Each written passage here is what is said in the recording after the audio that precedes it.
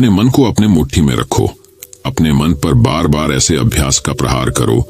गौतम बुद्ध के अनुसार हमें अपने मन को एक ही क्षण में काबू में करने के लिए कौन सा रहस्यमय अभ्यास करना पड़ेगा। आज इसी अभ्यास के बारे में हम आज के इस वीडियो में आपको गौतम बुद्ध की कहानियां सुनाएंगे। तो बिना देर किए चलिए उन कहानियों की शुरुआत करते हैं। पहली कहानी, मन को शांत करने के ऊपर। यह कहानी एक राजा और एक महान बौद्ध भिक्षु की है। भारत के दक्षिण राज्य में एक बहुत समृद्ध राजा हुआ करते थे, जिनका मन कुछ समय से बहुत अशांत चल रहा था। वह राजा अपने मन को शांत करने का बहुत प्रयास करता है, लेकिन उसका मन शांत नहीं हो पाता। वह अपने राज्य के बड़े बड़े विद्वानों को बुलाता है और पता लगाता है कि मन को कैसे शांत किया जाए। बड़े बड़े विद्वान आते हैं और उपाय बताकर चले जाते हैं, लेकिन कोई भी उपाय काम नहीं करता। एक दिन एक व्यक्ति राजा के पास आता है और कहता है, हे राजन, मेरे पास आपके मन को शांत करने का सबसे उत्तम उपाय है। राजा उस व्यक्ति की बात सुनकर बहुत खुश हो जाते हैं और उस व्यक्ति से कहता है कि अगर तुमने ऐसा कर दिया तो मैं तुम्हें मनचाहा धन प्रदान करूंगा। यह सुन व्यक्ति बोला, राजन, तुम्हारा मन मैं तो शांत नहीं कर सकता, पर एक सन्यासी है जो आपका मन शांत कर सकता है।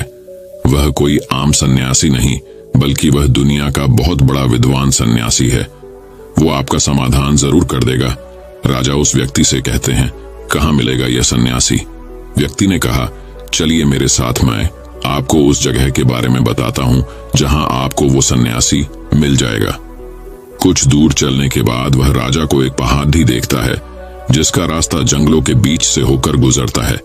व्यक्ति पहाड़ी की ओर इशारा करते हुए बोलता है कि वो महान सन्यासी आपको यहाँ से कुछ दूर उस जंगल के बीच पहाड़ों पर मिलेंगे। वह वहीं पर रहते हैं। राजा अपने मंत्री और कुछ सैनिकों के साथ जंगल से होता हुआ उस पहाड़ी पर पहुंचता है। पहाड़ी पर उसे वो सन्यासी मिलते हैं जो कुछ काम कर रहे होते हैं। ये सन्यासी कोई और नहीं बल्कि बौद्धि धर्मण ही होते हैं। राजा बौद्धि धर्मण के पास जाता है और कहता है कि सुना है आप बड्डी ढे ज्ञानी सन्यासी हो।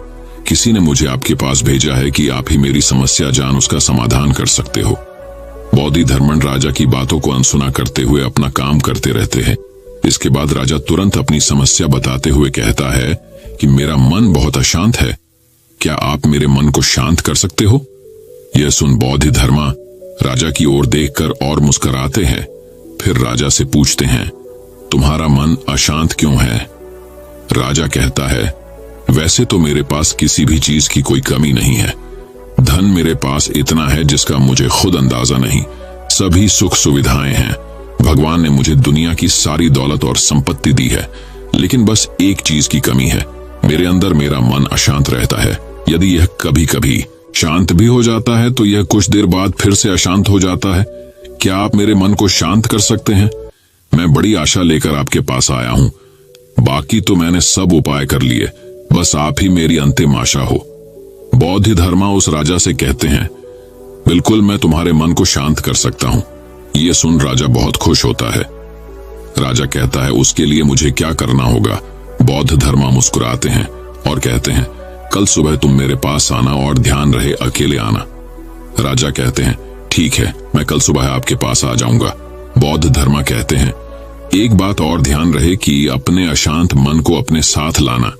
यह सुनकर राजा चौंक जाता है और सोचता है, यह कैसी बात कह दी।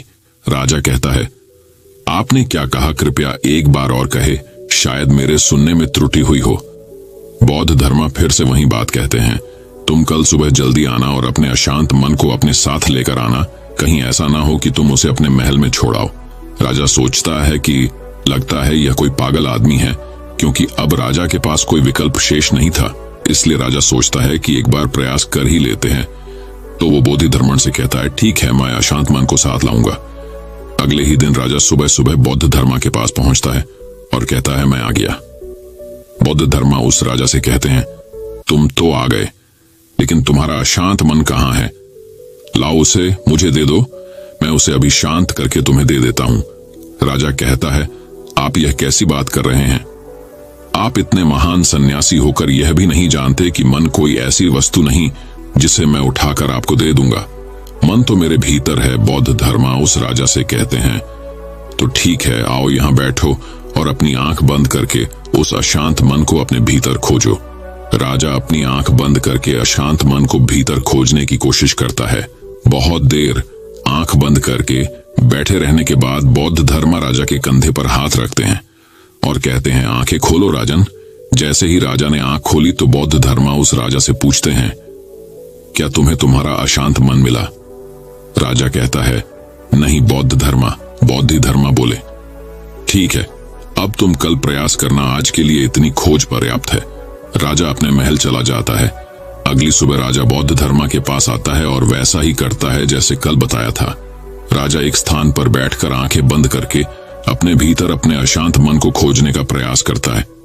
बहुत देर तक राजा बैठा रहता है। बौद्ध धर्मा फिर से राजा के कंधे पर हाथ रखते हैं और कहते हैं, क्या तुम्हें तुम्हारा अशांत मन मिला? राजा बहुत शांत आवाज में बौद्ध धर्म से कहता है, नहीं बौद्ध धर्म। लेकिन इस बार बौद्ध धर्मा फिर से वही बात कहते हैं कि कल फिर से आना और पुनः प्रयास करना। अगले दिन राजा बौद्ध धर्मा के पास आया और वैसा ही करता है जैसे पूरे 2 दिन से कर रहा था। राजा बैठता है और अपनी आंखें बंद करता है और अपने भीतर अशांत मन को खोजने का प्रयास करता है। बहुत देर होने के बाद हर बार की तरह इस बार भी बौद्ध धर्मा राजा के कंधों पर हाथ तो रखते हैं और इस बार राजा की आंखें नहीं खुलती। राजा बस अपनी आंखों को बंद करके बैठा रहता है। इस बार राजा पूरी तरह ध्यान मग्न हो जाता है। काफी समय बीत जाता है। वह बौद्ध धर्मा भी राजा के पास ही बैठे रहते हैं। पूरा दिन बीत जाता है, पूरी रात बीत जाती है। अब अगले ही दिन सुबह के समय राजा अपनी आंखें खोलता है और जैसे ही राजा की आंखें खुलती है, राजा अपने सिर को बौद्ध धर्मा के चरणों में रख देता है और कहता है, मुझे मेरा अशांत मन तो कहीं नहीं मिला, पर वो परम शांति जरूर मिल गई जिसकी तलाश में अब तक मैं यहाँ वहां भटक रहा था। तो दोस्तों, उस राजा की तरह हम भी अपने मन की शांति को कहीं बाहर खोज रहे होते हैं, लेकिन हमारे मन की शांति हमारे अंदर ही है। उस शांति को मन से बैठकर आपको खोजना पड़ेगा। फिलहाल आज की नैतिक कहानी यहीं पर खत्म होती है। तो अब दोस्तों चलिए गौतम बुद्ध की दूसरी रहस्यमयी कहानी की शुरुआत करते हैं। दूसरी कहानी, बुद्धा और मोहनदास। काशी के एक गांव में मोहनदास नाम का एक 10 साल का बालक अपने पिता के साथ रहता था, जिसका जन्म एक बेहद गरीब परिवार में हुआ था। मोहनदास जब 5 साल का था तब उसकी माता किसी गंभीर बीमारी के चलते पैसों की कमी और आसपास कोई चिकित्सा सा केंद्र न होने की वजह से चल बसी थी। मोहनदास के पिताजी ठाकुरों के खेतों में मजदूरी किया करते थे, जिससे मिलने वाले पैसों से मुश्किल से ही घर का खर्च चल पाता था। भगवान बुद्धा और मोहनदास उन समय में छोटे छोटे गुरुकुल हुआ करते थे, जहां पर शिक्षा का ज्ञान दिया जाता था, जिसकी मासिक फीस 100 रुपए थी। मोहनदास के पिताजी जैसे तैसे मजदूरी करके रोज का मात्र 20 रुपया ही कमा पाते थे, यानी कि महीने का 600 रुपया, जिसमें से 100 रुपए मोहनदास की फीस में चले जाते थे और बाकी के 500 से घर का गुजारा होता था।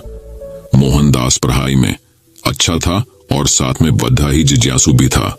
गुरुकुल में मोहनदास बहुत मन लगाकर पढ़ता और अपने मास्टर से खूब सारे सवाल करता। मास्टर जी भी मोहनदास के सभी सवालों का जवाब दे देते। इस तरह मोहनदास के मन में चल रहे सवालों की जिज्ञासा शांत हो जाती थी। गुरुकुल से छुट्टी होते ही वह तुरंत अपने पिता के पास उनके काम में हाथ बटाने के लिए पहुंच जाता। धीरे धीरे ऐसे ही समय बीतता गया। ठीक 6 साल बाद मोहनदास और उसके पिता की जिंदगी में फिर से दुखों ने दस्तक दे दी। मोहनदास जब 16 साल का हुआ तब उसके पिता बीमार पड़ने लगे थे। अब उनमें मजदूरी करने की ताकत नहीं थी। पैसे न होने की वजह से मोहनदास का गुरुकुल भी छूट चुका था। इस तरह मोहनदास ने 7 साल की उम्र से 16 साल की उम्र तक ही गुरुकुल से शिक्षा हासिल कर पाता है।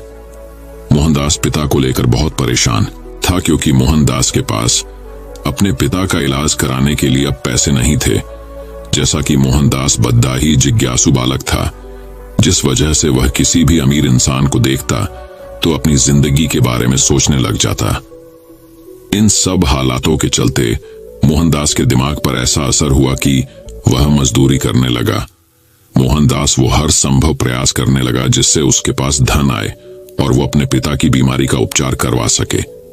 भगवान बुद्धा और मोहनदास ने दिन रात मेहनत की और अपने पिता का उपचार करवाया मोहनदास के।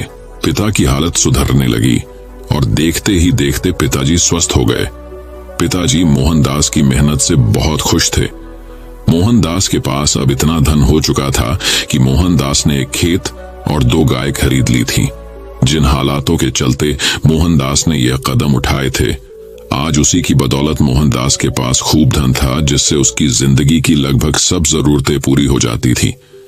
भगवान बुद्धा और मोहनदास जिज्ञासु होने की वजह से बड्ढे बड्ढे धनवान लोगों की जिंदगी के बारे जानने लगे, जिसका असर मोहनदास के दिमाग पर यह हुआ। उसकी मानसिकता अब यह बन चुकी थी कि अब धन ही सब कुछ है, धन से कुछ भी खरीदा जा सकता है। मेरे पास जितना अधिक धन होगा मैं उतना ही खुश रहूंगा, और मेरे पिता भी। अपनी इसी इच्छा को पूरा करने के लिए मोहनदास ने दूध का व्यापार शुरू कर दिया। यहीं से शुरू हुआ सफर मोहनदास के धनवान बनने का। अब देखते ही देखते उसकी जरूरतें इच्छाओं में बदलने लगी। अपनी इच्छाओं को पूरा करने के लिए मोहनदास धन का सहारा लेता। कुछ समय बाद मोहनदास के पिता अपनी इच्छा जताते हुए बोले, बेटा अब तुम जल्दी ही शादी कर लो, मेरी जिंदगी का अब कुछ पता नहीं कब क्या हो जाए। मोहनदास अपने पिता की इच्छा को पूरा करने के लिए शादी के लिए मान जाता है। मोहनदास का विवाह हो जाता है।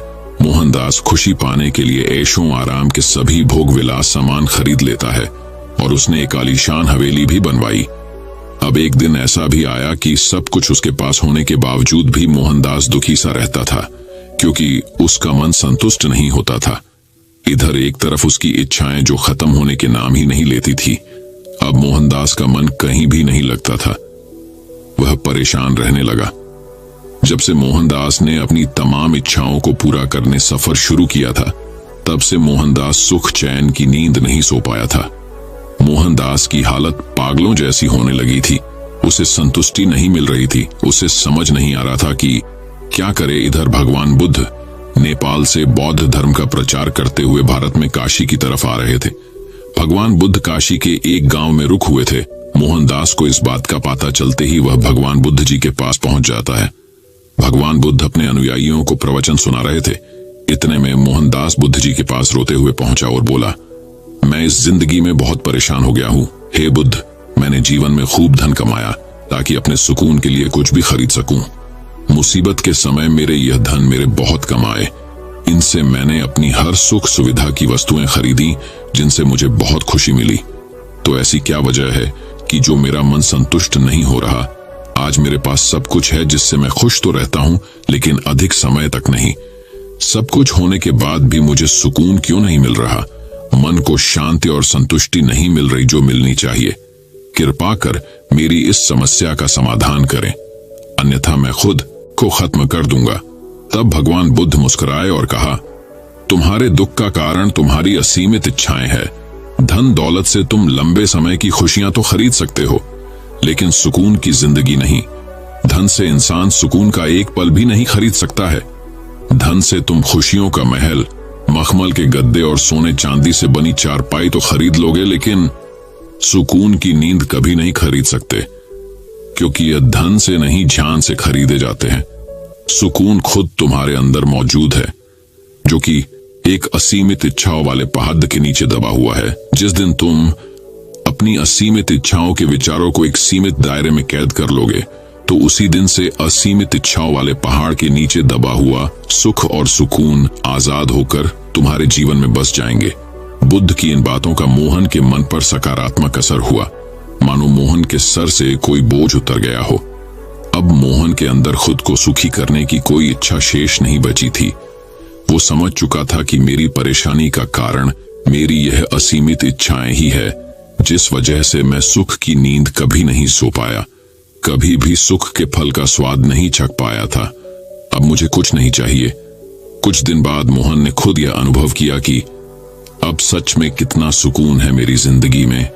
शुरू से मैं मूर्ख, सुकून पाने के लिए खुद पर धन दौलत लुटाता रहा, बस धन कमाने के पीछे भागता रहा। जीवन के इस सत्य से अनजान रहा कि सुकून तो मेरे अंदर ही था, जो असीमित इच्छाओं के अंधेरे में कहीं खो गया था। और आज मन से मैं बहुत हल्का महसूस कर रहा हूं। आज जाकर मेरे मन को सुख की संतुष्टि प्राप्त हुई है। जय हो महात्मा बुद्ध की, जिन्होंने मुझे यह ज्ञान दिया। अन्यथा मैं यूं ही सारी जिंदगी सुख चैन की तलाश में भटकता रहता और अंततः मृत्यु को प्राप्त हो जाता। तो दोस्तों, इस कहानी से हमें यह सीख लेनी चाहिए कि अपनी इच्छाओं को सीमित ही रखे तो ही जीवन में सुख का आनंद ले सकते हैं। तो अब दोस्तों चलिए बढ़ते हैं हमारी गौतम बुद्ध की तीसरी रहस्यमयी कहानी की तरफ। तीसरी कहानी, लोमड़ी और भिक्षु। एक बौद्ध भिक्षुक भोजन बनाने के लिए जंगल से लकड़ियां चुन रहा थे कि तभी उन्होंने बिना पैरों की लोमड़ी को देखते हुए मन ही मन सोचा, आखिर इस हालत में ये जिंदा कैसे है और ऊपर से ये बिल्कुल स्वस्थ है। इस तरह के विचार करता हुआ वह अपने ख्यालों में खोया हुआ था कि अचानक चारों तरफ अफरातफरी मचने लगी। जंगल का राजा शेर उस तरफ आ रहा था। खतरे को भांप भिक्षुक भी तेजी दिखाते हुए एक ऊंचे पेड़ पर चढ़ गया और वहीं से सब कुछ देखने लगा। शेर ने एक हिरण का शिकार किया था और उसे अपने जबड़े में दबाकर लोमड़ी की तरफ बढ़ रहा था, पर उसने लोमड़ी पर हमला नहीं किया, बल्कि उसे भी खाने के लिए मांस के कुछ टुकड़े डाल दिए। इस घटना को देख भिक्षु तो घोर आश्चर्य में पड़ गया कि शेर लोमड़ी को मारने की बजाय उसे भोजन दे रहा है। भिक्षुक बुदबुदाया। उसे अपनी आंखों पर भरोसा नहीं हो रहा था, इसलिए वह अगले दिन फिर वहीं आया और छिपकर शेर का इंतजार करने लगा। आज भी वैसा ही हुआ। शेर ने अपने शिकार का कुछ हिस्सा लोमड़ी के सामने डाल दिया। एक बार फिर से ऐसा दृश्य देख भिक्षु मन ही मन बोला, कदाचित यह भगवान के होने का प्रमाण है। जो वास्तव में ऐसा घटित हो रहा, वह जिसे पैदा करता है उसकी रोटी का भी इंतजाम कर देता है। आज से इस लोमड़ी की तरह मैं भी ऊपर वाले की दया पर जीऊंगा। ईश्वर मेरे भी भोजन की व्यवस्था करेगा। ऐसा सोचते हुए वह एक वीरान जगह पर जाकर एक पेड़ के नीचे बैठ गया। पहला दिन बीता, पर कोई वहां नहीं आया। दूसरे दिन भी कुछ लोग उधर से गुजर गए, पर भिक्षुक की तरफ किसी ने ध्यान नहीं दिया। इधर बिना कुछ खाए पिए भिक्षुक हर क्षण कमजोर होता जा रहा था। इसी तरह कुछ और दिन बीत गए। अब तो उसकी रही सही ताकत भी खत्म हो गई। वह चलने फिरने के लायक भी नहीं रहा। उसकी हालत बिल्कुल मृत व्यक्ति की तरह हो चुकी थी कि तभी एक महात्मा उधर से गुजरे और भिक्षुक के पास पहुंचे। उसने सारी कहानी महात्मा जी को सुनाई और बोला, अब आप ही बताइए कि भगवान इतने निर्दयी कैसे हो सकते हैं? क्या किसी व्यक्ति को इस हालत में पहुंचाना पाप नहीं है? बिल्कुल है, महात्मा जी ने कहा, लेकिन तुम इतने मूर्ख कैसे हो सकते हो? तुम ये क्यों नहीं समझे कि भगवान तुम्हें उस शेर की तरह बनते देखना चाहते थे, लोमड़ी की तरह नहीं? हमारे जीवन में भी ऐसा कई बार होता है कि हमें चीजें जिस तरह समझनी चाहिए उसके विपरीत समझ लेते हैं, जिसका परिणाम बहुत खतरनाक होता है।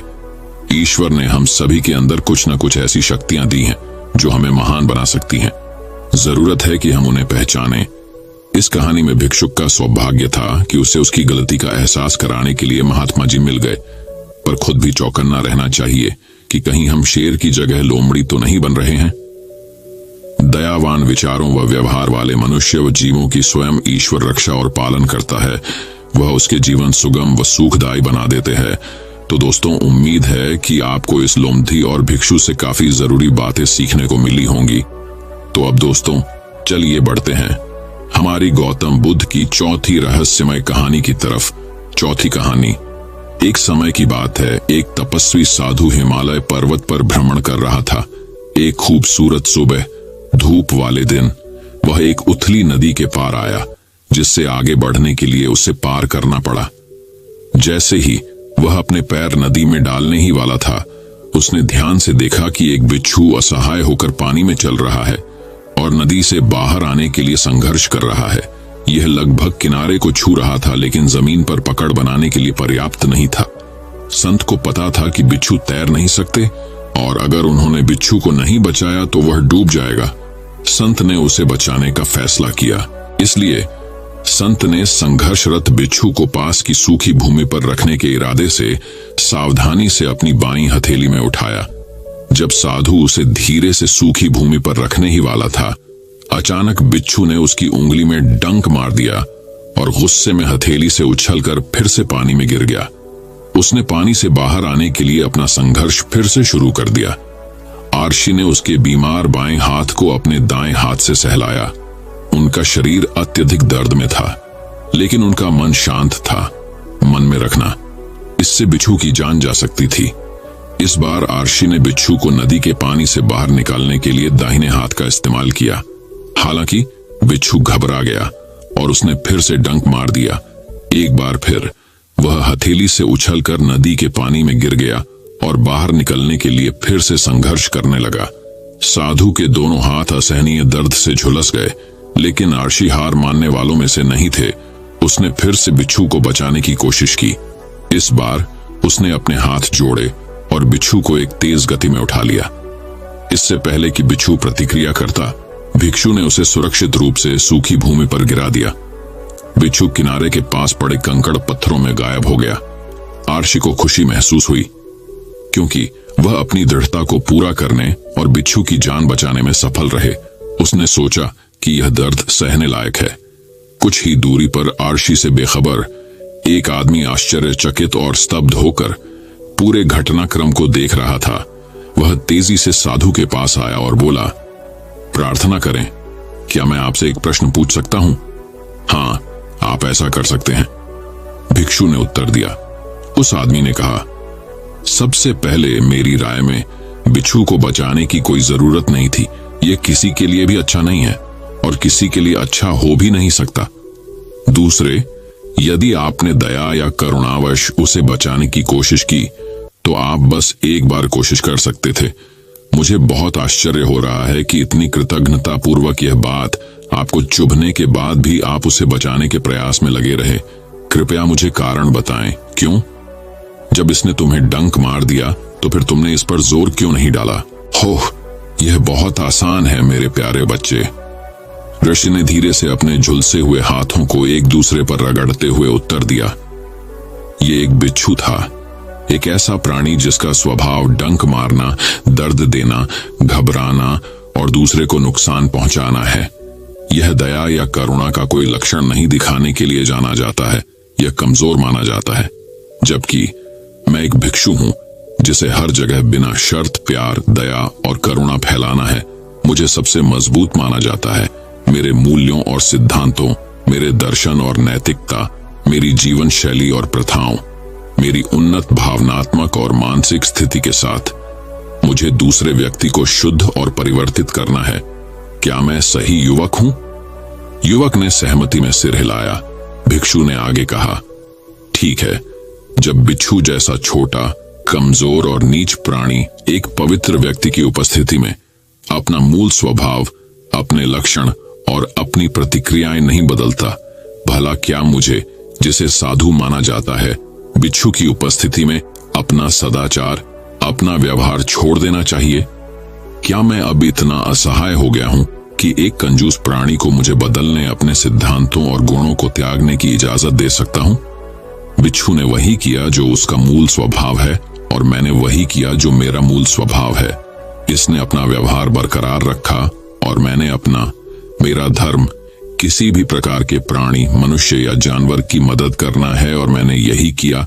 उस व्यक्ति ने संत के चरणों में प्रणाम किया और संत द्वारा उसके साथ साझा किए गए गहन ज्ञान के लिए अपना आभार व्यक्त किया। जब हम रोजमर्रा की जिंदगी में अलग अलग लोगों के साथ बातचीत करते हैं तो असहमति होना सामान्य बात है, बल्कि मुझे कहना होगा कि यह काफी स्वाभाविक है। आपको बिच्छू से लेकर संत, कृतज्ञ से कृतज्ञ, कमजोर से ताकतवर, अच्छे से बुरे आदि विभिन्न प्रकार के लोग मिलेंगे। यदि वे आपके व्यवहार को बदलने, आपको उकसाने, प्रतिक्रिया करने के लिए मजबूर करने, आपका संतुलन बिगाड़ने में सक्षम हैं, तो वे आपसे कहीं अधिक मजबूत हैं।